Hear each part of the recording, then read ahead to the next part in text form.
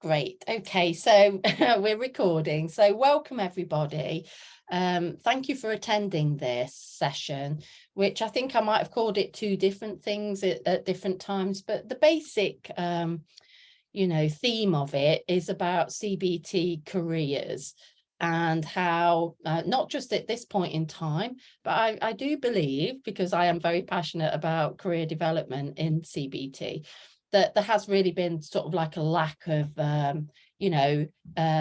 career advice, or even it's just not really talked about. And I sometimes think we can get into quite a fixed mindset about it. So I'm hoping that today there might just really, rather than answering questions, it might just raise more for yourselves. And that's really what I'm hoping, is that it just kind of inspires you to ask a few more questions about, where you're going, where you want to go, and is it in the direction? Is there more than one direction for you to achieve those personal goals? So let's get cracking then. As I've said, for the sake of those who aren't here today, I'm recording this session and I will be sharing it later. I'm also going to repeat this session later on this evening. And I just think it's important that we have a forum where we discuss the issue of career development in CBT for CBT therapists.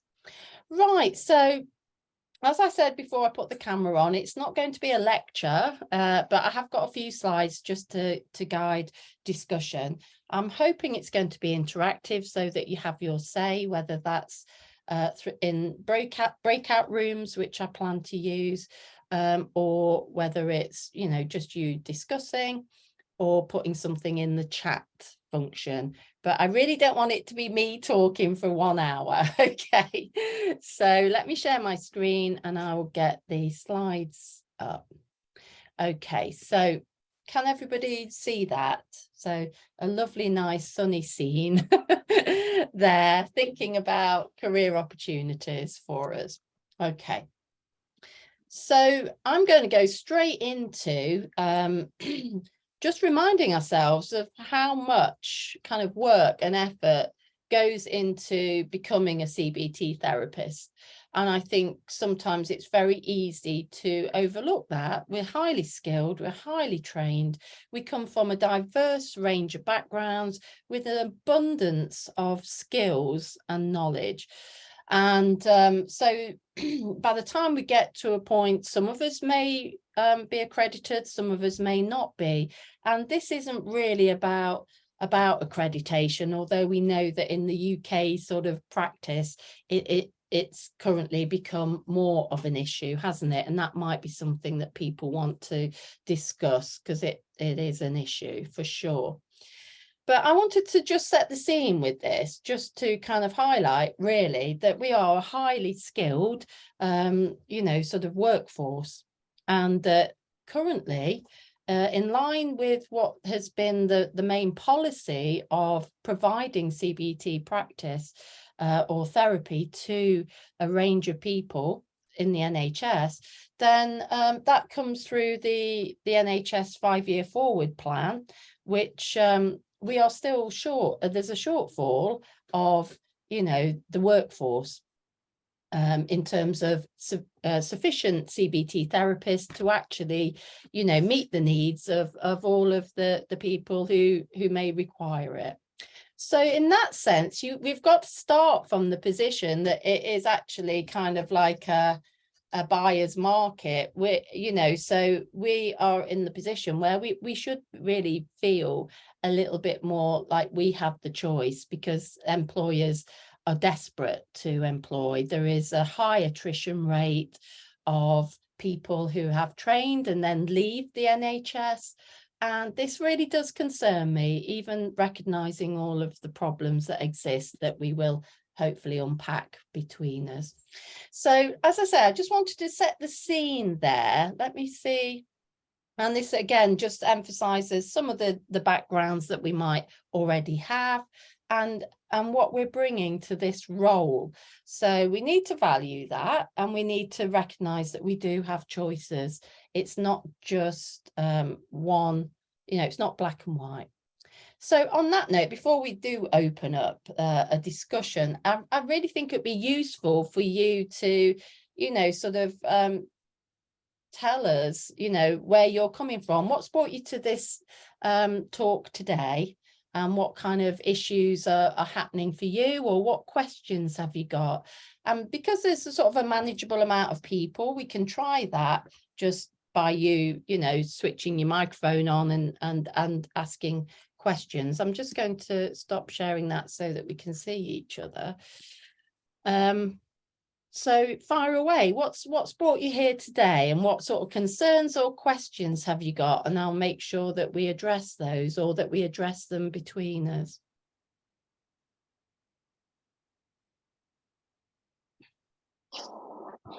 Oh, hello. Hi, Edna. Hello, hi, good afternoon. Hello. Is that okay if I unmuted? Is that okay if I Yes, talk, or yeah, do you please rather? do. Yes, please do talk, Edna. Fire away. Thank you, and thanks for this session as well. Yeah, I think it's been really timely for me. So the reason I'm really looking into train as a CBT therapist is, so my background is in nursing. So I've been a critical care specialist nurse for over a decade, and I have worked most recently with cancer patients. And actually, a lot of my role has been doing follow-ups, but in a sense, talking a lot to patients, giving a lot of reassurance, and literally, giving reassurance, but also being a listener and guiding, maybe perhaps exploring potential, I suppose an action plan kind of thing to move their health forward and to get them where they need to get to.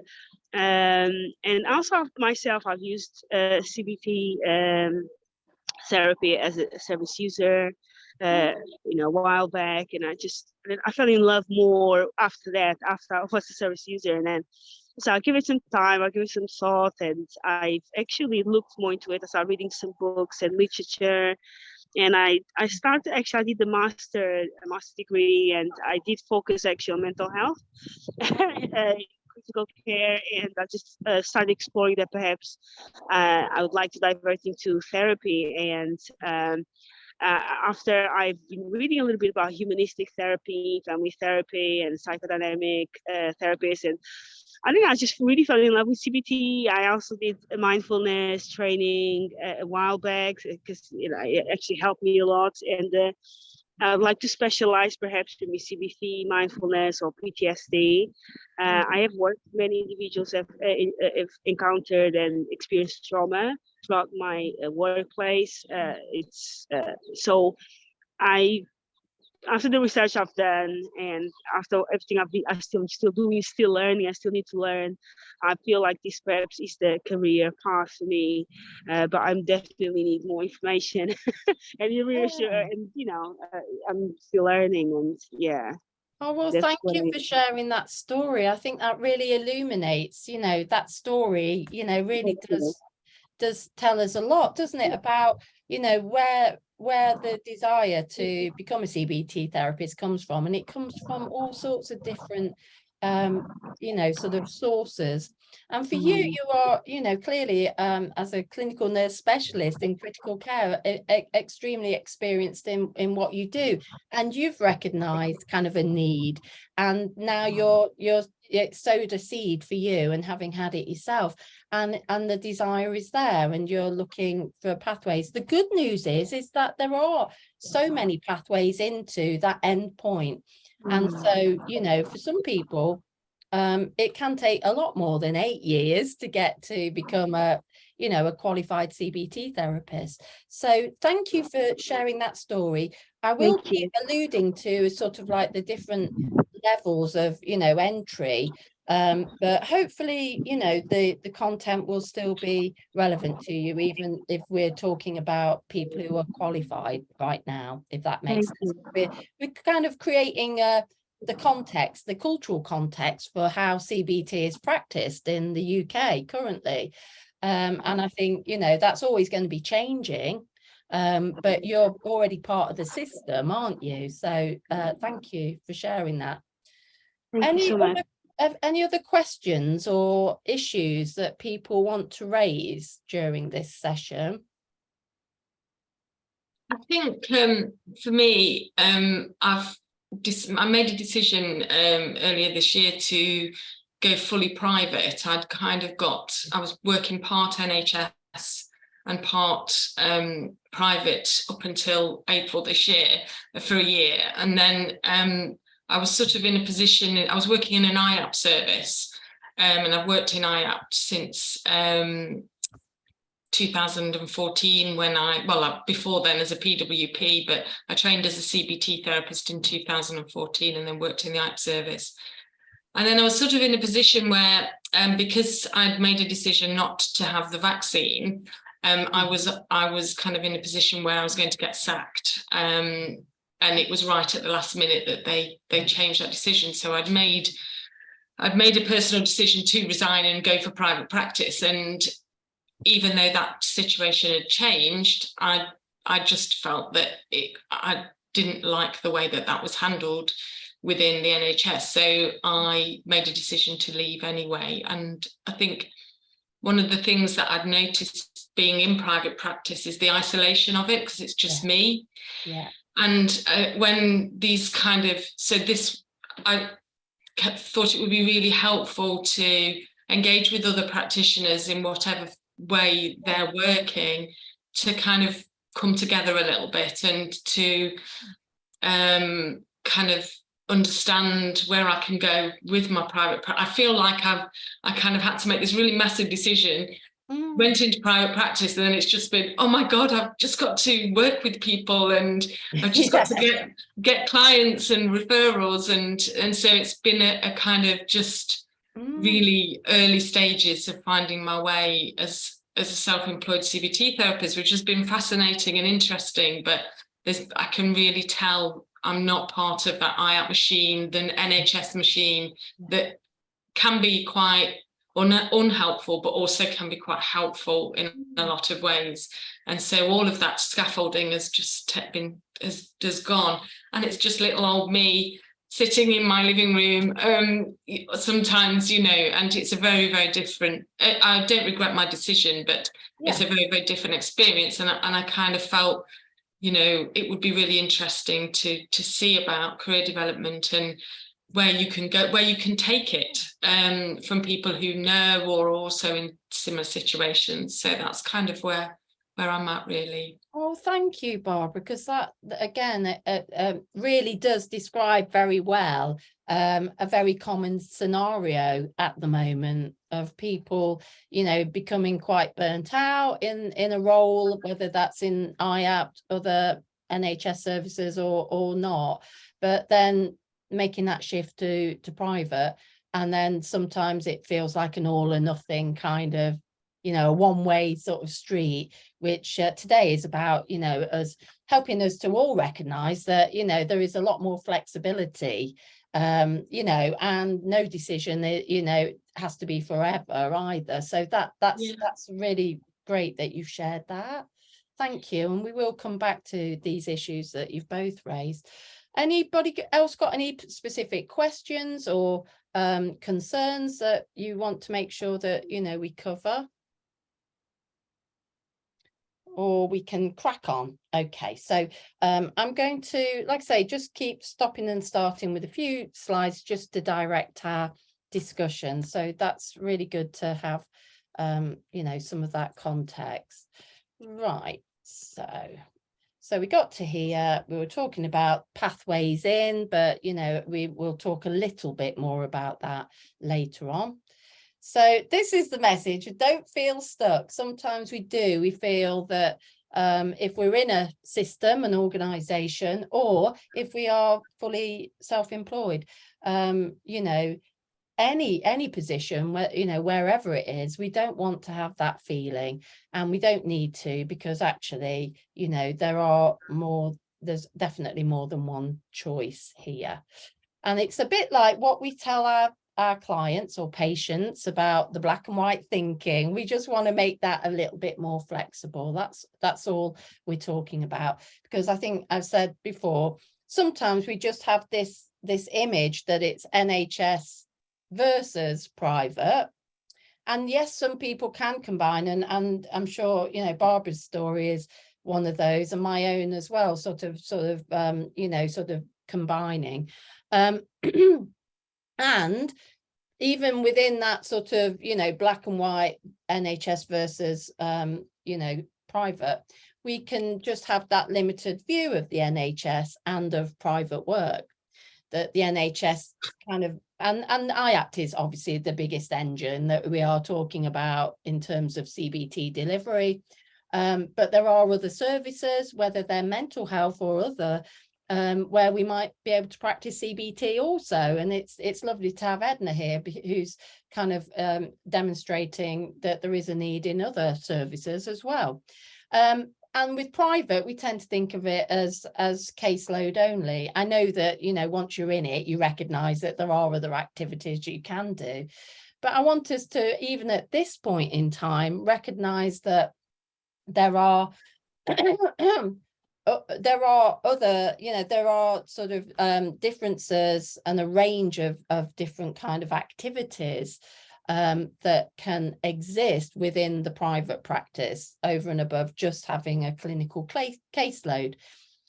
So, you know, you might become a supervisor, you might offer training, consultation, you might choose to do research, and any projects, you know, which you might not have had chance or opportunity to do when you were in an organisation. So the thing with private, you can actually organise your time to fit in other activities to break up the workload where you might not have had that opportunity in an IAPT environment. We know it is very much more about clinical caseload and outcomes, isn't it? And if we stick to the private, then of course you could be completely independent, like Barbara talked about, which is more my kind of private work as well, more kind of independent. But we could be an associate. We could actually be part of, you know, offer our services to organizations. We might be generic and offer CBT to a range of people, or we might specialize. So already we're kind of saying, well, yeah, you know, private, it does have a lot to offer potentially. So that is often one of the reasons that, you know, that draws people in, not only. But if we think about IAPT, then there is, in my opinion anyway, because I was in, I trained in an IAPT service, but I come from a, you know, sort of higher education background as well. And in terms of, I was course director for a CBT program, so training students or trainees from different backgrounds.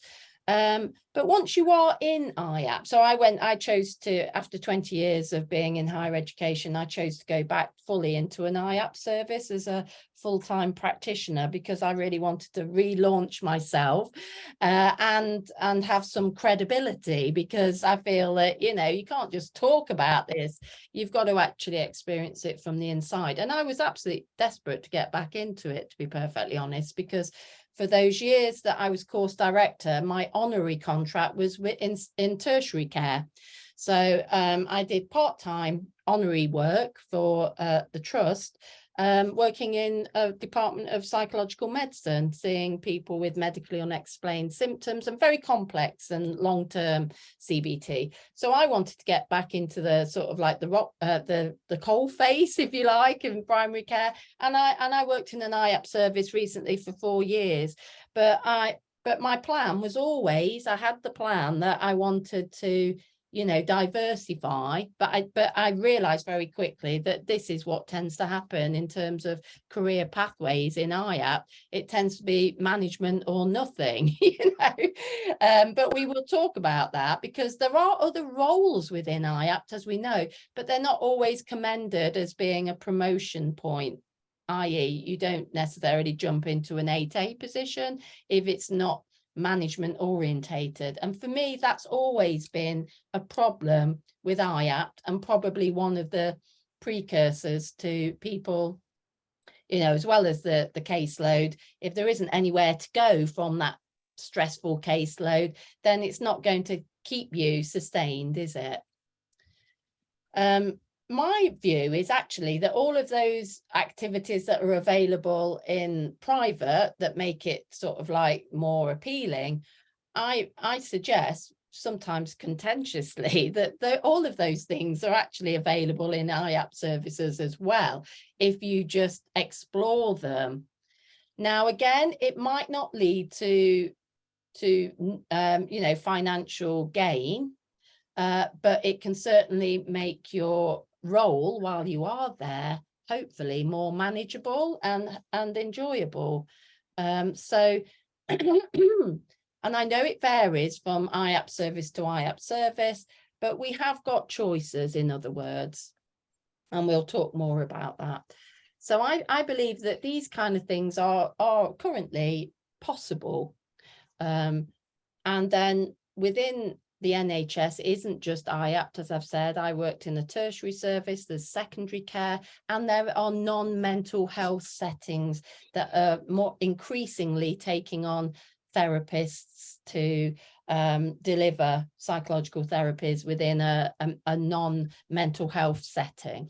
So already we've opened up that dichotomy to recognize that there are options, even if you are feeling trapped in one setting. Does that make sense?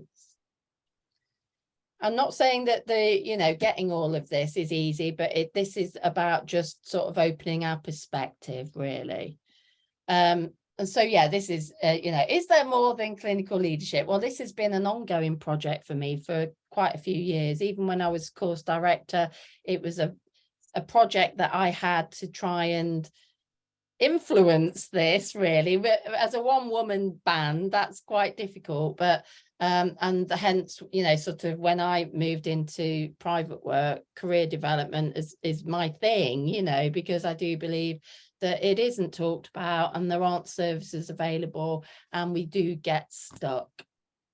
And the answer to that is yes, there is, but we will come on to it. So I want to introduce to you a little model that I've been working on for, like I say, probably a few years, but I've tightened it up. And actually next month in CBT Today, it's going to be published. And so I call this the ARD, A-R-D model. And A stands for attraction, R stands for retention, and D is development, because I think, if we're talking about the 5-year forward plan, we certainly need to grow the workforce, and we need to try and minimize the attrition of the workforce as well, because I am still a massive fan of the NHS and IAP with all its problems. And I do predict and I'm scared of the future if, it does crumble because we haven't got a workforce to deliver it. And as stressful as it is for individuals now, I'm hoping that we can have this discussion with the organisations, with the managers, and at a more higher level, so that actually that flexibility and the opportunities have to be available and ingrained within the system, so that it is more attractive and you're more likely to stay, or even if it's on a part-time basis, if you value that we will come on to, because not everybody values that kind of role, and that's absolutely fine also. But I think, I don't know what your thoughts are, just having a look at that. It might be useful if we sort of like, at this point in time, I might just set up some breakout rooms so you don't feel put on the spot by me just saying talk, and perhaps 2 or 3 breakout rooms, and just have a little look at that before we go into the breakout rooms, because I'm not sure I can share screen when you are actually in your groups.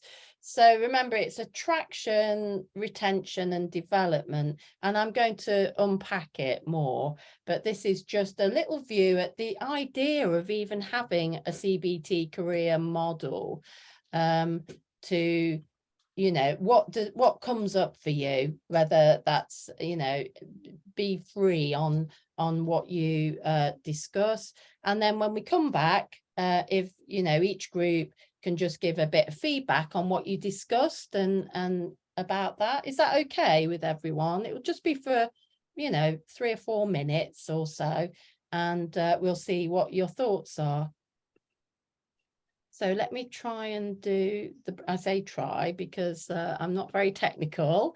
Breakout rooms, right? So if we've got 9 people, let's do automatically assign. I'll do 2 rooms, just that will give you enough people to do. So right, I'm going to open the rooms. I'll give you the 1 minute warning, but if you have 3 or 4 minutes just to have a bit of a chat, is that okay with everybody? So, or yeah, so we'll give it a go and see how you get on.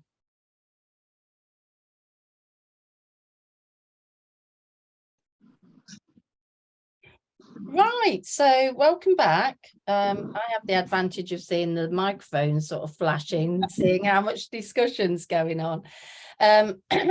So let's have some feedback then from the 2 groups, or just shout out what you were discussing and what some of the themes were.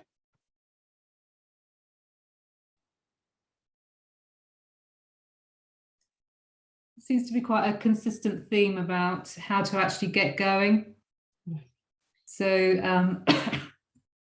I think quite a few of us kind of follow that, what's a fairly standard now IAPT route.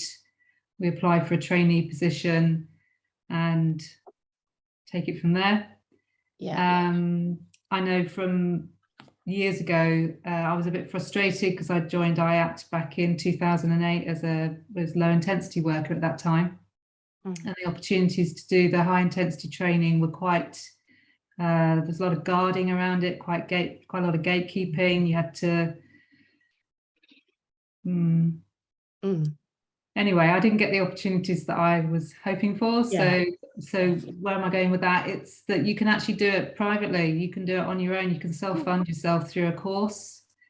And if I hadn't have got on the IAP training, that's definitely something I would have considered. So working part-time and doing the course part-time, because you can do it over 2 years, which a lot of managers, I think, kind of don't really understand how you can do it over 2 years, but presumably the course leaders understand how you can do it over 2 years. So that's what I...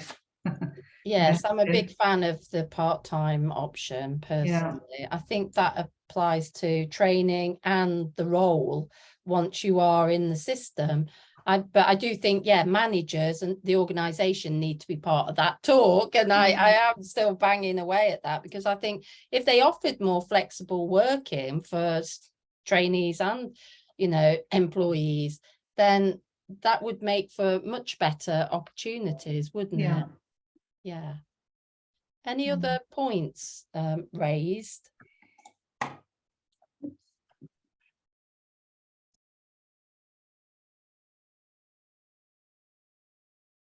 Was it all along that sort of theme then of, sort of like how to break out of it kind of thing, or, or career pathways, what do you envision for yourself? In our group, I don't know if, in our group, so was a bit quick, so not everyone got a chance to speak, but one thing I shared is that I find it quite tricky to find out, like, for example, number one, I find it not easily accessible, the information on about CBT CBT careers, and that even was a possibility until actually, I was doing NHS jobs and in psychological like therapies, and then I found it, and then I started navigating and researching more about it. But another thing I found it a bit challenging was finding actually what did I need to do in order to get into being accepted, for example, to be trained as a CBT therapist. So I found that quite difficult to find information. I totally agree with you, and that was part of the motivation to set up the Facebook group CBT Careers, because I totally agree. I think that it's very sparse, the information about such an important and career pathway, where, you know, the country kind of depends on us, and also the amount of years of training that go into it. I think it is quite sparse, that kind of information. So thank you for that. We will have more opportunity, I hope, you know, within the final minutes for you to, you know, still reflect and contribute to another discussion. But let's jump back onto the slides for now. So this diagram then does talk about the pre-qualification preparation for training, and you know, that kind of touches on what you were saying, Edna, but also, you know, what was said before as well about those expected kind of pathways from perhaps doing your PWP training in a particular service, then getting funded and going down that pathway. Whatever the pathway, or whether you fund it yourself, there is still a need to attract people into the service or to the training courses, because we're not just talking about the service here, are we? If you are self-funding, for example, it's the education provider as well that will have a say in who gets on a course or not. So it's more complicated than just whether you get funded through an IAP service or not. But the good news is, if you do that IAP training, then it is transferable, and it's very desirable to other employers after that, isn't it? Because you've got such a good skill base, and the curriculum is so tight and broad that, you know, it's really quite, you know, you come out with it, you know, with the essential skills to develop into very highly skilled therapists with time and practice. So the attraction bit then, yes, I do believe there's more to be done in terms of people who don't have a core profession. So whether you're coming from a more sort of general nursing background like yourself, Edna, the BABCP have updated the KSA, which is the alternative pathway if you don't meet a mental health core profession criteria. So that does mean that they are acknowledging that there are areas within these other professions that some of the knowledge, the skills and attitudes are likely to be covered in those roles. So I do think there is some traction and a bit of improvement in terms of, you know, sort of making that process hopefully a little bit easier to get through the door, so to speak. Another thing is, once you are on a course, it varies as to how much support you get, because that's a critical time, isn't it, to becoming skilled up, and you could either love it or loathe it by the end of that training. And it is a very intensive time, as those of you who have been through the training know. So having good support in the organisation is absolutely critical. And if we're talking about a flailing service where everybody's burning out, that can be difficult, can't it? Your clinical supervisor might not be, you know, let's say fresh and enthusiastic because of their own workload demands or personal issues. But I do think that, you know, support, career development at all these levels should be really ingrained into the philosophy of IAPT and other health care providers. Now, retention, if you are in an IAPT service, and we're kind of using that as a case study here, but really it can apply to other services as well. Once you have qualified and you are working in a setting, in my experience anyway, the sort of training opportunities tend to be, well, they are variable, but in most services they're quite sparse. So you get your mandatory stuff that you have to remain accredited or registered, whatever your role is. And then sometimes there isn't the variety. So even at this point, when you're newly qualified, or you've been qualified for years and you're doing the job, if there aren't any kind of you know, sort of opportunities for training over and above the basics, then that's a point at which there's a high risk of you leaving, isn't there? Because you're fully fledged into the workload with little to sort of like break your day and your week up. But I do believe that if we think about the other core professions, and I come from a nursing background, learning disability nursing, and other core professions, they have a lot clearer career pathways for once you are qualified. So these are the 4 sort of main ones, and I think they can be applied to CBT as well. So a clinical pathway is so either in IAPT at the moment, it seems to be leadership, or you just carry on being a clinician because you like the clinical work. But, you know, within a clinical pathway, you could actually specialize in a particular area, or clinical supervision is another way that you can develop as a clinician within the service. I'm sure there are other things as well. I'm just sort of like shortcutting for the sake of time here.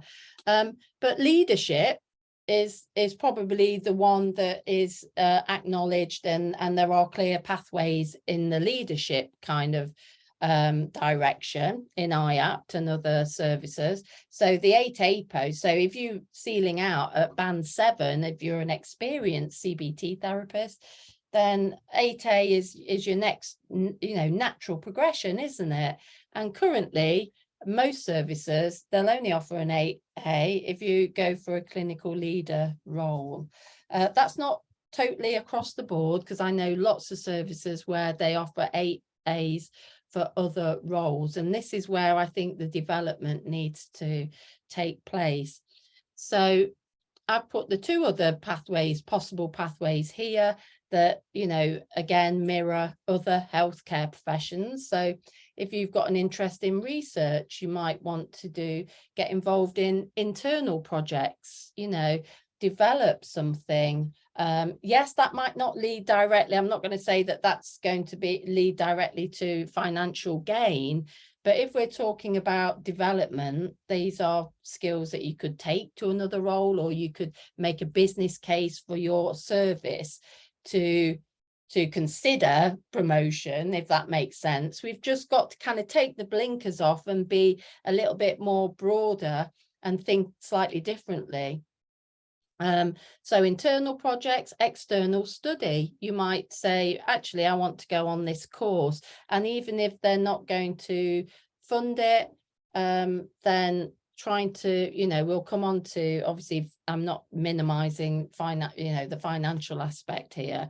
But if you can make, again, a business case that if you allow me to have study days, then this is what I will bring to the service after.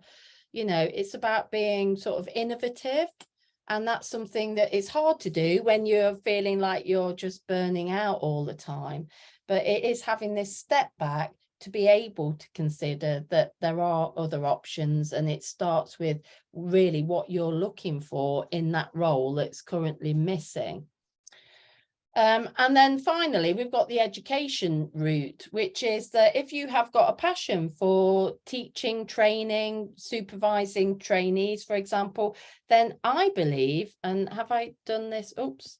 I believe that in the services, they should be growing internal training support so that those clinicians who are really passionate about training should be the ones that are delivering it, because in my experience it's often been the 8A leaders who perhaps don't even have a passion or skill set that is conducive for training, and sometimes then that means the tone of the training isn't always as dynamic or engaging. And there lies another opportunity for the organisation to grow clinicians into the internal clinical trainers. So it's just to kind of look at what's possible. I know there are roadblocks. I know it's not straightforward, and that's why I am wanting this to go wider for discussion to the organisations, to the managers, to all the different types of services, to see how, you know, even elements of this could be addressed, because there isn't really a structure or a pathway in place that is going to, and we need some change, basically. So that's the end of my political speech. I also want to say that it's really important when we are making those decisions that we, I'm just going to move that's better, then hopefully that's not you know, sort of covering the slides as much. The other thing is that we need to kind of start from who we are. This is where your values come in place, because actually before you got into the current situation that you were in, you know, what was it about the life before or the journey you've been on that you really, that makes you who you are? And what we don't want is for you to feel you're losing yourself for the sake of the role that you're in. And that can happen, can't it? We can feel like we're devalued, de-skilled, and all of these things that will lead to us burning out. And so it's important that we retain that sort of authenticity, even in difficult times, because currently there's so much uncertainty, and then that leaves us with a bigger problem of what we do about it. So this is kind of moving back to you. So I've kind of opened it up to say there are choices, even though those choices might not be on a plate for you. We want to be more entrepreneurial. That's a word that I like. and sort of have that mindset that, you know, to be a bit innovative, ask for things, even if they're not being offered. And it doesn't have to be all or nothing. That's the thing that I would love, you know, to be the main message to take away, really. So having a sense of who you are and what you value. So, you know, we know it's important that we live by our values, and that's what pulls us often when we end up being in a situation that doesn't feel good for us, but we value actually, let's say, working for the NHS, which I certainly do, but not full time currently. And so, you know, when we think of values and we think of the values compass, then currently we're talking about employment. You've clearly got other aspects to your lives, and are they being overshadowed purely by where you are, what you're doing right now? And that encourages that then to take stock. Now, we know financial security is really important, and that's often a factor that guides our decision as to the next step, whether we leave the NHS, whether we, you know, do part-time or additional part-time private work, or we go fully into it, for example, or we might consider a complete career change if we feel we're not getting the, you know, the enjoyment from the role. But I want to suggest that over and above these two, we still, not over and above, in addition to these two concerns or areas of our values, that we also take stock of our own aspirations, that they don't get lost. We might have to park them up for a while, and sometimes that's just can't be avoided, but never lose sight of them. Have that sort of bucket list of what you'd like to do as a CBT therapist. And then sometimes it is, I'm not going to lie, it is about you taking the reins and trying to make that happen. I'm hoping that, you know, organizations will continue to start making services, you know, more accessible for better career development. But I'm a big believer, if you don't ask, you don't get. So, you know, don't lose sight of your aspirations, and try and start to think creatively on how you might make that next step happen. So we are talking about flexibility. It's not all or nothing. Even if you decide to do a full 180, right, at the moment, IAPT is really not for me, or wherever, or fully self-employed, it's really not for me. I feel too isolated. I get that myself, and so I know Barbara mentioned it. I feel that too, and it's not something that I personally value working alone. I do value working in a team very much, and I value working in public services, but again, definitely not full time. That wouldn't work for me financially for a start, and also the flexibility of having a business part-time allows me to do this kind of thing, which I do value and I really enjoy. So mixing it up, just sort of like having the mindset first, even if you do feel trapped, that there are options that you need to have a real felt sense of, and have that bucket list. You know, what are the elements that you enjoy, and like I say, create a bit of an entrepreneurial mindset. You know, be a bit more creative in your thinking. And I'm not you know, denying that there are obstacles, but I've had obstacles too, and I've sort of you know, still gone fully in to try and create a working week that suits what I want to achieve. Does that make sense? I'm aware of the time, but I'm still going to just rush through this last little bit so that we can have a couple of minutes for, you know, your take-home messages, I guess, from this, because I know it's kind of bombarding you a little bit, but I did say it's going to raise more questions than answers probably, and I want you to go away with more questions. I really, really do. So I just wanted to put up here, this was my what I call portfolio working, which is picking and choosing different elements and then asking what the possibilities are. So in my IAP service, although I started full-time at Trent PTS 4 years ago, as the years went on and I set up my own business only 2 years ago, I condensed my hours and freed up 1 day a week for private and grew that over the next 2 years. And during that time, I did some additional training to do CBT for child and adolescent. And as part of that, I approached Nottingham City Council, the mental health support team, and I've got a casual contract, 1 day a week, working there. So this was August. It's not like this at the moment. At the moment, I have finished at Trent PTS, but my point is I'm looking for 1 or 2 days employed work at the moment, because I personally don't want it to be all pink, my working week. I do miss working in bigger teams, and there's other elements that I would like to include into my portfolio of the working week.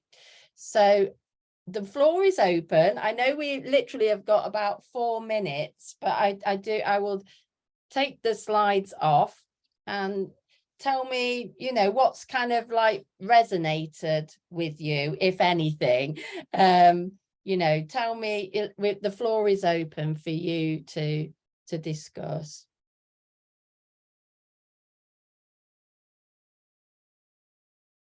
I never know what stunned silence actually means. So any feedback, even if that's a load of rubbish, will be really helpful. Maybe I'll go first, and I'll maybe show my face. It's lovely to see I'm in the you. park. Enjoy my day off. I'll be quick because yeah, right. So I'll take away really the bucket list, like so trying to look at where I'm going, the direction I want to take, and not losing the aspiration that I want to, you know, train as a CBT therapist. More importantly, help individuals with their mental health, which I believe is a huge need, and it is a growing need. So thank you. This has been incredibly valuable. So thank you. Thanks. Oh, well, thank you for your contributions, Edna. And it looks beautiful where you are. So that's a lovely sunny note. Thank you for that. Any other sort of like take home messages or anything that resonated, or any barriers?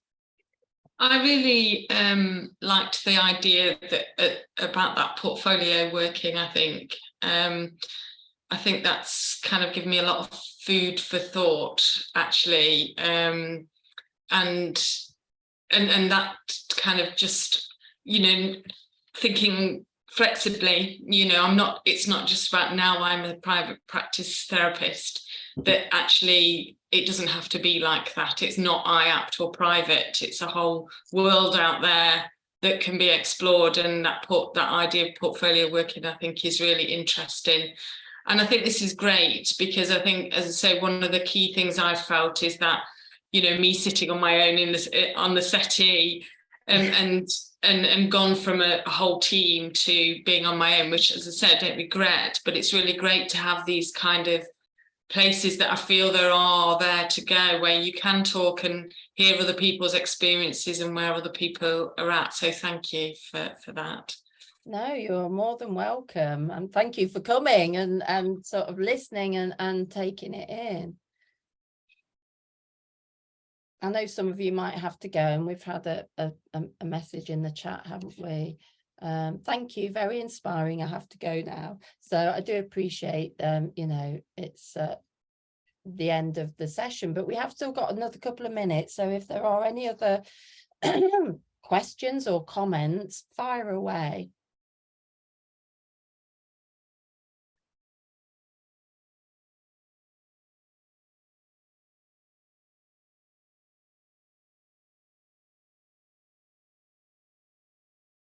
Okay, I will edit this silence out at the end.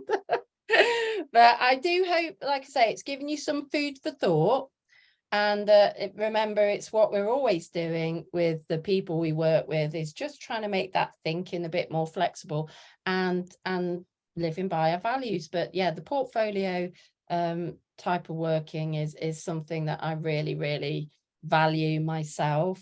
And I hope that, you know, it's opened your eyes to think about that as well, and not to lose sight of, you know, those goals, those career goals that can be achieved.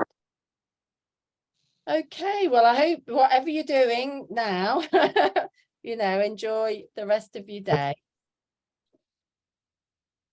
Okay. Cheers. Thank you.